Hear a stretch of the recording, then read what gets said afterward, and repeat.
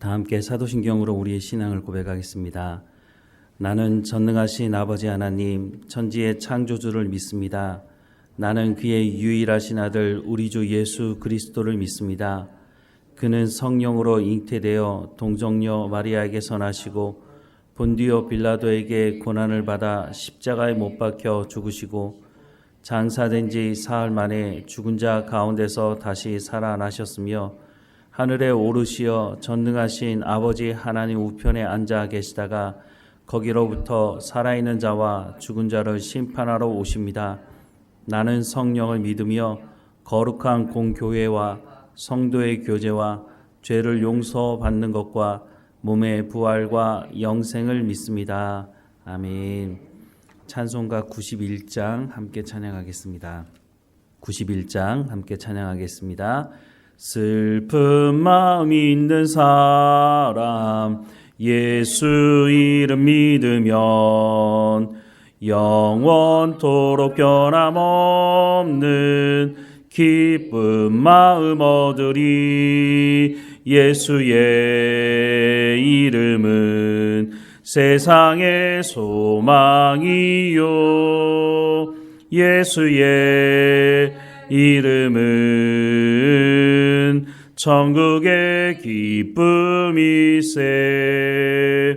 거룩하신 주의 이름 너의 방패 삼아라.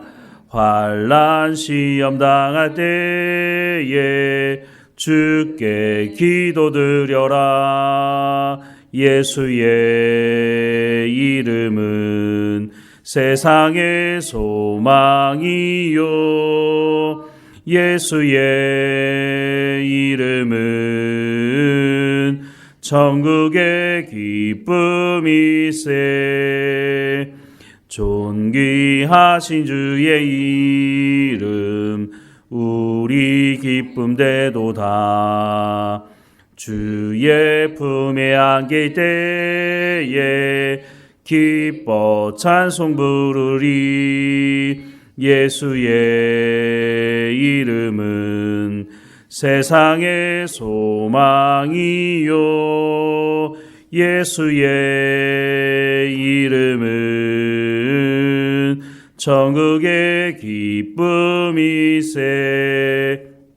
우리 갈 길 다 간 후에 보좌 앞에 나아가 왕의 왕께 경배하며 면류관을 드리리. 예수의 이름은 세상의 소망이요 예수의 이름은 천국의 기쁨이세. 아멘. 오늘 하나님께서 우리에게 주시는 말씀은 사도행전 4장 23절에서 37절까지 말씀입니다. 사도행전 4장 23절에서 37절까지 말씀 우리 함께 읽겠습니다. 사도들이 노임에 그 동료들에게 가서 제사장들과 장로들의 말을 다 알리니 그들이 듣고 한 마음으로 하나님께 소리를 높여 이르되 대주제여 천지와 바다와 그 가운데 만물을 지으신 이시오 또 주의 종 우리 조상 다윗의 입을 통하여 성령으로 말씀하시기를 어찌하여 열방이 분노하며 족속들이 허사를 경영하였는고 세상의 군왕들이 나서며 관리들이 함께 모여 주와 그의 그리스도를 대적하도다 하신 이로소이다. 과연 헤롯과 본디오 빌라도는 이방인과 이스라엘 백성과 합세하여 하나님께서 기름 부으신 거룩한 종 예수를 거슬러 하나님의 권능과 뜻대로 이루려고 예정하신 그것을 행하려고 이 성에 모였나이다. 주여 이제도 그들의 위협함을 굽어보시옵고 또 종들로 하여금 담대히 하나님의 말씀을 전하게 하여 주시오며 손을 내밀어 병을 낫게 하시옵고 표적과 기사가 거룩한 종 예수의 이름으로 이루어지게 하옵소서 하더라. 빌기를 다음에 모인 곳이 진동하더니 무리가 다 성령이 충만하여 담대히 하나님의 말씀을 전하니라. 믿는 무리가 한 마음과 한 뜻이 되어 모든 물건을 서로 통용하고 자기 재물을 조금이라도 자기 것이라 하는 이가 하나도 없더라. 사도들이 큰 권능으로 주 예수의 부활을 증언하니 무리가 큰 은혜를 받아 그 중에 가난한 사람이 없으니 이는 밭과 집 있는 자는 팔아 그 판 것의 값을 가져다가 사도들의 발 앞에 두매 그들이 각 사람의 필요를 따라 나누어 줌이라. 그브로에서 난 네이족 사람이 있으니 이름은 요셉이라. 사도들이 일컬어 바나바라 번역하면 위로의 아들이라 하니 그가 밭이 있음에 팔아 그 값을 가지고 사도들의 발 앞에 두니라. 아멘. 성령의 세례를 받고 복음을 전했던 사도들에게 가장 먼저 닥친 고난은 예수의 이름으로 말하지도 말고 가르치지도 말라라는 것이었습니다. 사도행전 4장 17절과 18절 말씀해 보면 이것이 민간에 더 퍼지지 못하게 그들을 위협하여 이후에는 이 이름으로 아무에게도 말하지 말게 하자 하고 그들을 불러 경고하고 도무지 예수의 이름으로 말하지도 말고 가르치지도 말라라고 말씀을 하고 있습니다. 예수님을 십자가에 못 박아 죽인 사람들이 이렇게 말하고 있는 거죠. 예수님을 십자가에 못 박아 죽인 사람들은 예수님을 메시아로 인정하지 않았기 때문에 십자가에 못 박아 죽인 것입니다. 지금에 와서 많은 사람들이 예수를 믿고 있는 이 상황 속에서 만약에 이 사람들이 자신들이 메시아를 십자가에 못 박아 죽인 것이다 라고 인정하게 되면 어떤 일이 벌어지겠습니까? 아마 이 사람들은 자신들이 가지고 있는 모든 기득권을 잃어버리게 될 것이고 아마 더 나아가서는 돌에 맞아 죽을 수도 있는 상황인 것이죠. 메시아를 이 사람들이 십자가에 못 박아 죽였어? 그러면 사람들이 가만히 있겠습니까? 그러니 끝까지 인정할 수가 없는 것입니다. 그래서 제자들을 불러다가 다시는 예수의 이름으로 말하지도 말고 가르치지도 말라라고 협박하고 있다고 하는 것입니다. 사람이 한번 거짓말하고 그것이 거짓말이라는 것을 인정하면 그것으로 끝나는데 그 거짓말을 또 다른 거짓말로 덮으려고 하면 더 큰 거짓말을 하게 되는 것입니다. 이 사람들이 예수님의 이름을 말하지 말고 가르치지 말라고 그렇게 말했지만 성령의 충만함을 받은 이 사도들, 제자들이 어떻게 예수님의 부활과 예수님께서 다시 오시겠다고 약속하신 그 십자가에서 죽으신 예수님이 우리의 죄 문제를 해결하기 위해서 십자가에서 죽으셨다고 하는 것, 부활하셨다고 하는 것, 이것을 어떻게 전하지 않을 수가 있겠습니까? 무엇보다 성령이 진리의 영이고 하나님의 말씀을 깨닫게 하는 영이신데 하나님의 말씀을 제대로 깨닫고 하나님의 약속의 말씀을 온전히 붙들게 된 이 사도들이 예수님의 이름에 대해서 말하지 않을 수가 없게 되었다고 하는 것을 이 사람들은 잘 알지 못하고 있는 것 같습니다. 협박하면 우리의 말을 듣겠지 이런 생각을 하는 거죠. 그런데 이런 생각을 할 수 있었던 것이 그 당시 사회가 종교적인 사회였기 때문에 이 사람들 예수님을 십자가에 못 박아 죽였던 이 사람들의 눈 밖에 나게 되면 즉 출교당하게 되면 아예 사회생활 자체를 할 수 없는 그런 상황이었기 때문에 이들이 협박했을 때 그 협박이 먹힐 것이라고 생각을 했다고 하는 것이죠. 그런데 4장 19절과 20절 말씀해 보면 하나님 앞에서 너희 말을 듣는 것이 하나님의 말씀을 듣는 것보다 옳은가 판단하라. 우리는 보고 들은 것을 말하지 아니할 수가 없다라고 말한 베드로와 요한의 말처럼 이들의 협박은 베드로와 요한뿐만 아니라 다른 사도들에게도 먹히지 않았다고 하는 것입니다. 이들이 놓이고 난 이후에 어떤 일이 있었는지 제자들에게 함께 나누고 난 이후에 이들이 하나님께 기도하는 내용이 오늘 본문에 기록이 되어 있습니다. 23절부터 말씀을 다시 보면 사도들이 노임에 그 동료들에게 가서 제사장들과 장로들의 말을 다 알리니 그들이 듣고 한 마음으로 하나님께 소리를 높여 이르되 대주제여 천지와 바다와 그 가운데 만물을 지으신 이시요 또 주의 종 우리 조상 다윗의 입을 통하여 성령으로 말씀하시기를 어찌하여 열방이 분노하며 족속들이 허사를 경영하였는고 세상의 군왕들이 나서며 관리들이 함께 모여 주와 그의 그리스도를 대적하도다 하신 이로소이다. 과연 헤롯과 본디오 빌라도는 이방인과 이스라엘 백성과 합세하여 하나님께서 기름 부으신 거룩한 종 예수를 거슬러 하나님의 권능과 뜻대로 이루려고 예정하신 그것을 행하려고 이 성에 모였나이다. 주여, 이제도 그들의 위협함을 굽어 보시옵고 또 종들로 하여금 담대히 하나님의 말씀을 전하게 하여 주시오며 손을 내밀어 병을 낫게 하시옵고 표적과 기사가 거룩한 종 예수의 이름으로 이루어지게 하옵소서 하더라라고 기도하고 있습니다. 성령의 충만함을 받은 이 사도들, 제자들이 하나님의 말씀을 더 담대하게 전할 수 있도록 하나님께서 우리 가운데 역사해달라고 기도하고 있는 것입니다. 이들이 말하는 이 기도의 내용에 보면 열방이 분노하고 족속들이 허사를 경영하는 일이 있다고 하는 것을 말하고 있습니다. 그래서 세상의 군왕들이 나서며 관리들이 함께 모여 주와 그리스도를 대적하는 일이 있었다고 하는 것을 말씀하고 있습니다. 그래서 헤롯과 빌라도가 이방인과 이스라엘 백성들과 합세하여서 예수님을 십자가에 죽인 일이 있었다고 하는 것, 그것을 말하고 있습니다. 여기까지만 보면 이제 사도들 더 이상 예수님에 대해서 말하지 못하겠네? 이런 생각을 할 수 있을 것 같습니다. 여전히 세상은 예나 지금이나 세상 권력이 사탄이 쥐고 있는 것처럼 보여지는 부분이 있습니다. 그런데 예수님 뭐라고 말씀하십니까? 세상의 모든 권세를 누가 가지고 있다고요? 사탄이요? 아닙니다. 예수님이 가지고 계신다고 말씀하고 있습니다. 세상을 보면 역사의 주관자가 바로 이런 세상 권력을 가진 사람들에게 있는 것처럼 보여지지만 만약 그러했다면 세상은 이미 종말을 맞이하고 말았을 것입니다. 세상의 권력을 가지고 있는 사람들이 어떤 짓을 합니까? 수단과 방법을 가리지 않고 자신의 권력을 가지기 위해서 사람들을 죽이고 협박하는 일이 있지 않습니까? 그러면 사람들이 어떻게 살아갈 수가 있겠습니까? 이들의 죄악이 세상에 관영하게 되면 세상은 망하게 되는 것이죠. 그런데 하나님께서 그때가 되지 않았기 때문에 역사의 주관자 되신 하나님께서 죄를 짓는 사람들에 대해서 심판하시고 그들에 대해서 하나님께서 벌을 내리신다고 하는 것을 우리는 역사 속에서 분명히 볼 수 있습니다.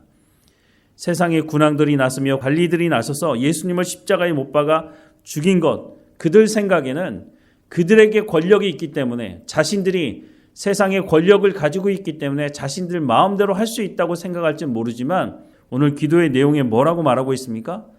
하나님께서 예수 그리스도가 십자가에 못 박혀 죽으심으로 말미암아 우리의 죄의 문제를 해결하셔야 하기 때문에 하나님께서 그 권력을 가진 사람들도 이용하셨다. 그 사람들을 사용하셨다라고 말씀하고 있지 않습니까? 그런데 예수님을 십자가에 못 박아 죽인 사람들은 자신들에게 특별한 능력이 있어서 그렇게 한 것이라고 착각하고 있는 것이죠. 그러니 예수님을 십자가에 못 박아 죽였으니 이제 사도들도 협박하면 그 말을 들을 거라고 생각을 하는 것이죠. 그런데 그렇게 됐습니까? 그러지 않았습니다.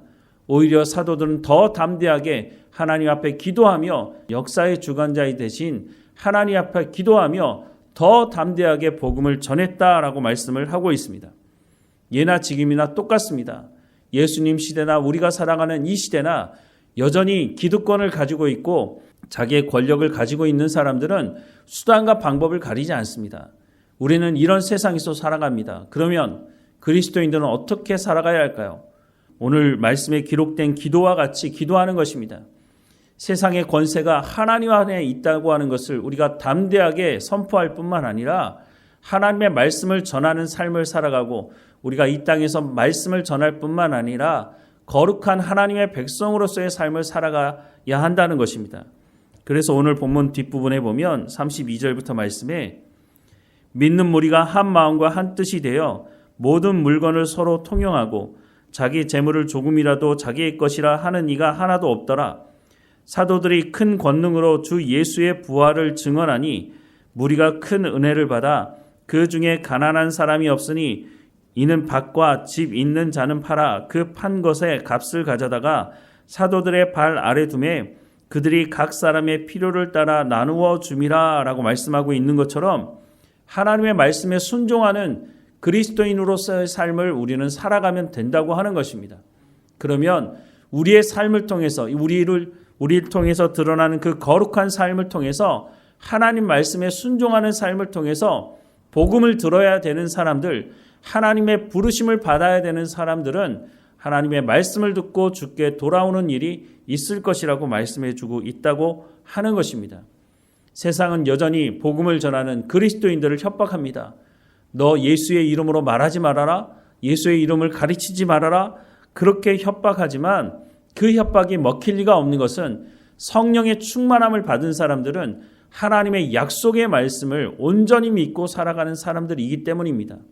우리는 이 땅에서만 살지 않습니다. 우리는 언젠가 예수님께서 부르시는 그 날에, 예수님께서 다시 오시는 그 날에 부활하여서 하나님의 나라에서 영원히 살아갈 사람이라고 하는 것을 성경이 약속하는 그 말씀을 믿는 사람들이라고 하는 것입니다. 그래서 예수 믿는 것 때문에 생명을 빼앗기는 그 현장에서도 우리가 영원한 하나님의 나라를 소망하고 약속의 말씀을 믿고 또 하나님은 약속의 말씀을 반드시 이루신 분이라는 것을 알기 때문에 우리가 그 생명을 위협하는 앞에서도 예수 그리스도를 부인하지 않고 담대하게 예수 그리스도를 믿으라고, 그래야 구원받을 수 있다고, 우리가 죄사함을 받을 수 있다고 그렇게 선포할 수가 있다고 하는 것입니다. 세상은 여전히 모릅니다. 예수 믿는 사람들을 협박하면, 생명을 위협하면 이 세상에서 예수 믿는 사람들이 다 사라질 것이라고 생각하지만 로마의 그 10번의 엄청난 박해가 있었음에도 불구하고 나중에는 어떻게 됐습니까? 로마가 예수 그리스도 앞에 무릎을 꿇게 되었다고 하는 것입니다. 우리 가운데 말씀하시는 이 말씀대로 오늘 본문의 기도처럼 하나님 앞에 기도하며 담대하게 복음을 선포할 뿐만 아니라 하나님의 부르심에 합당한 거룩한 삶을 살아감으로 우리가 복음을 증거하는 우리의 삶이 되기를 주님의 이름으로 축원합니다. 기도하겠습니다. 사랑하는 하나님, 성령의 충만함을 받은 사도들, 제자들이 담대하게 복음을 전하는 모습을 보게 됩니다. 이 사람들이 기도했던 것처럼 여전히 세상이 예수 믿는 우리를 협박하고 우리의 생명을 위협하는 일도 일어납니다. 하지만 그때 우리가 하나님의 약속의 말씀을 온전히 붙들고 살아갈 수 있도록 인도해 주시고 우리가 삶을 살아가는 현장에서 우리가 하나님의 백성다운 소금과 빛의 역할을 감당하는 거룩한 삶을 살아갈 수 있도록 은혜를 허락해 주옵소서.